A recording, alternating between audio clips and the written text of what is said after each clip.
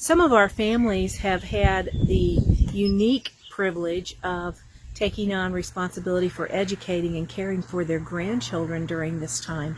As parents are essential workers, the grandparents are stepping in to fill that role for caregivers and educators. And Barb and Carl Bargabos have been doing just that.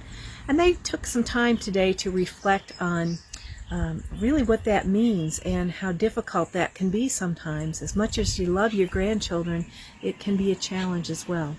So thank you to Barb and Carl for your honest reflection and for sharing that special verse from Ecclesiastes. Thank you. I guess for me it's keep your sense of humor.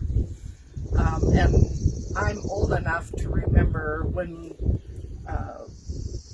things were very precious, like what you had for dinner, and we didn't worry about stuff like that. We just knew it was going to be there.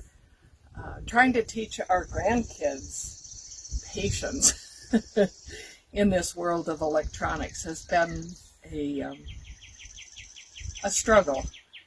And then I guess I want to mention the fact that I never thought of myself as a teacher to homeschool kids, but they come from a religious school, so not only do I teach schoolwork, I teach the Word of God. And I think that's what the good Lord had in mind for me, was to get back to that. So it's a struggle, but it's also a big joy. Mm-hmm. Yeah, I think for me too, it's getting back to this stuff. And I call it stuff, but if the grandkids weren't here, I don't know if we'd be doing any Bible things. So the kids, as much as I hate them sometimes, they're precious to us, you know. Yeah, so it's been a joy and it's been a struggle, because all of a sudden roles are reversed. The parents get them on the weekend, like the grandparents should be getting them on the weekend. So we're raising kids that should be home being raised by their parents, and it's been a big role reversal. I'm 74 years old. I had no intention of raising a 9-year-old at this day and age, but that's what we're doing, and they're doing okay. It's a struggle for them, because when you're 9, you don't understand this stuff.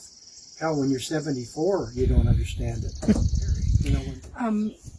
And every day is a day of constant prayer for us. Our daughter is a respiratory therapist, so not only is she in the environment, she is hands-on in this environment.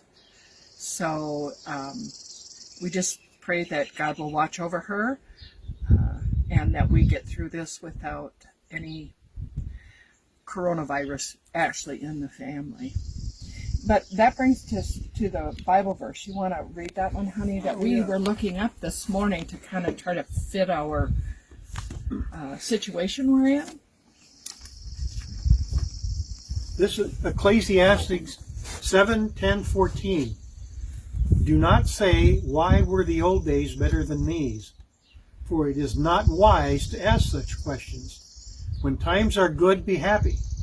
But when times are bad, consider this. God has made the one as well as the other. Therefore, no one can discover anything about their future.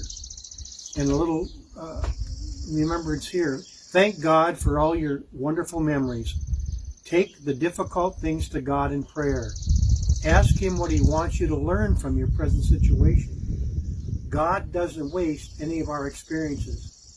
He can use the good old days as well as the not so great days to benefit us if we let Him. The key is to remember things that are really were, as they really were, to be content with things as they really are, and to trust God to take care of the future. We miss everybody. Hi, guys. Laughing. Oh, stop it. We even maintain distances when we don't even need to, really, because I'm living with her, but it's tricky. So we laugh at the dumbest things. We get angry at some of the dumber things. But life is good. Life is good. Life We love is- you guys. Yeah, we miss you all. Mwah.